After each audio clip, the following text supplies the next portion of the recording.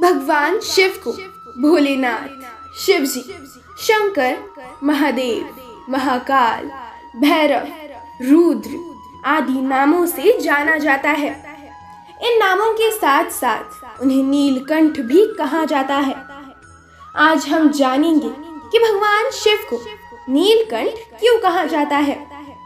उससे पूर्व यदि आप इस चैनल पर नए हैं तो चैनल को सब्सक्राइब कीजिए और बेल आइकन को भी अवश्य प्रेस कीजिए ताकि हमारे नए वीडियो सबसे पहले आपके पास पहुंचे। तो चलिए शुरू करते हैं। एक बार दुर्वासा ऋषि अपने शिष्यों के साथ शिव जी के दर्शन के लिए जा रहे थे। मार्ग में उन्हें देवराज इंद्र मिले। इंद्र ने दुर्वासा ऋषि और उनके शिष्यों को विनम्रता पूर्वक प्रणाम किया। तब दुर्वासा ने इंद्र को आशीर्वाद देकर भगवान विष्णु का पारिजात पुष्प प्रदान किया।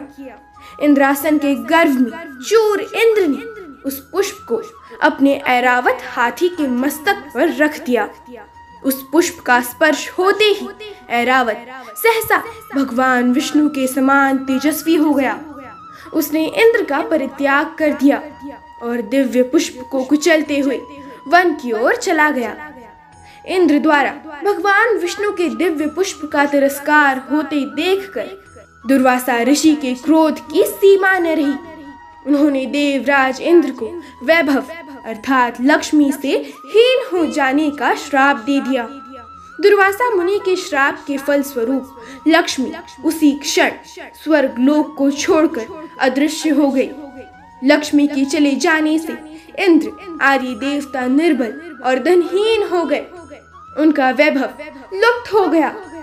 इंद्र को बलहीन जानकर दैत्यों ने स्वर्ग पर आक्रमण कर दिया और देवगण को पराजित करके स्वर्ग के राज्य पर अपना परचम फहरा दिया।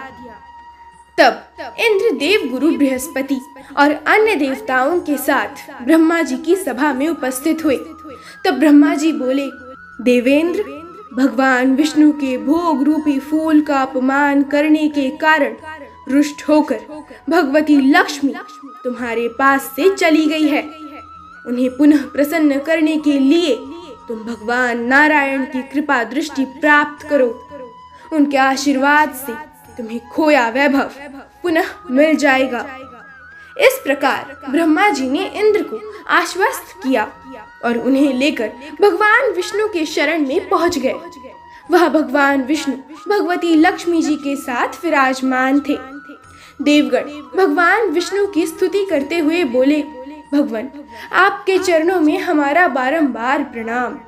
भगवान, हम सब जिस उद्देश्य से आपकी शरण में आए हैं, कृपा करके आप उसे पूरा कीजिए।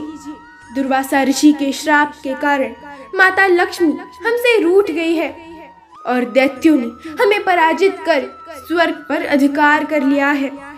अब हम आपकी शरण में हैं, हमारी रक्षा कीजिए प्रभु। भगवान विष्णु त्रिकालदर्शी थे। वे पल भर में ही देवताओं के मन की बात जान गए। तब वे देवगण से अपनी वैभव लौटाने के लिए दानवों से दोस्ती कर उनके साथ मिलकर समुद्र मंथन करने को बोले। उन्होंने समुद्र की गहराइयों में छिपे अमृत के कलश और मणि रत्नों के बारे में बताया कि उसे पाने से वे सभी फिर से वैभवशाली हो जाएंगे। भगवान विष्णु के कहे अनुसार इंद्र सहित सभी देवता दैत्यराज बलि के पास संधि का प्रस्ताव लेकर गए और उन्हें अमृत के बारे में बताकर समुद्र मंथन के लिए तैयार कर लिया। समुद्र मंथन के लिए समुद्र में मंदराचल को स्थापित कर वासुकी नाग को रस्सी बनाया गया।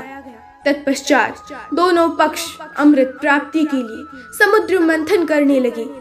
अमृत पाने की इच्छा से सभी बड़े जोश और वेग से मंथन कर रहे थे। सहसा तभी समुद्र में से कालकूट नामक भयंकर विष निकला। उस विष की अग्नि से दसों दिशाएं जलने लगी। समस्त प्राणियों में हाहाकार मच गया। देवताओं और दैत्यों सहित ऋषि मुनि, मनुष्य, गंधर्व और यक्ष आदि उस विष की गर्मी से जलने लगे। देवताओं की प्रार्थना पर भगवान शिव विषपान के लिए तैयार हो गए। उन्होंने भयंकर विष को हथेलियों में भरा और भगवान विष्णु का स्मरण कर उसे पी गए। भगवान विष्णु अपने भक्तों के संकट हर लेते हैं, इसीलिए उन्हें हरि भी कहा गया है। उन्होंने उस विष को शिवजी के कंठ अर्थात गले में ही रोककर उसका प्रभाव समाप्त कर दिया। विष के कारण भगवान शिव का कंठ नीला पड़ गया और वे संसार में नीलकंठ के नाम से प्रसिद्ध हुए। जिस समय भगवान शिव विषपान कर रहे थे, उस समय विष की कुछ बूंदें नीचे गिर गई, जिन्हें बिच्छू, सांप आदि जीवों और कुछ वनस्पतियों ने ग्रहण कर लिया। इस विष के कारण वे विषैले हो गए। विष का प्रभाव समाप्त होने पर सभी देवगण भगवान शिव की जय जयकार करने लगे। हलाहल के बाद समुद्र से कामधेनु गाय प्रकट हुई। वो यज्ञ हवन आदि सामग्री उत्पन्न करने वाली थी, अतः उसे ऋषि मुनियों ने ग्रहण किया। उसके बाद उच्चैश्रवा नामक 7 मुखों वाला एक अश्व निकला। वो चंद्रमा के समान श्वेत वर्ण का था। उसकी सुंदरता से प्रभावित होकर उसे दैत्यराज बलि ने ग्रहण कर लिया। समुद्र से श्वेत वर्ण का ऐरावत निकला। उसे अपना वाहन बनाने के लिए इंद्र ने ग्रहण कर लिया। इसके पश्चात कौस्तुभ नामक मणि प्रकट हुई। उसे श्री विष्णु ने धारण किया। समुद्र मंथन से कल्प वृक्ष तथा अनेक सुंदर अप्सराएं भी प्रकट हुई। इनके बाद ऐश्वर्य और भोगों की देवी लक्ष्मी प्रकट हुई। वे भगवान विष्णु की नित्य शक्ति है। देवी लक्ष्मी समुद्र की पुत्री के रूप में उत्पन्न हुई थी। उन्होंने प्रकट होते ही भगवान विष्णु को वरमाला डालकर पति रूप में स्वीकार कर लिया। अंत में समुद्र से एक दिव्य पुरुष प्रकट हुए। दिव्य वस्त्र और आभूषणों से सुशोभित वे दिव्य पुरुष श्री विष्णु के अंश अवतार थे और आयुर्वेद के प्रवर्तक वैद्य धन्वंतरी थे। उनके हाथों में अमृत से भरा कलश था। उन्हें देखकर दैत्यों ने समुद्र मंथन छोड़कर उनसे अमृत का कलश छीन लिया। तब भगवान विष्णु ने मोहिनी अवतार धारण करके देवताओं को अमृत पान करवाया। इस प्रकार सभी देवता वैभव से संपन्न होने के साथ साथ अमृत पान कर अमर हो गए। जय श्री कृष्ण।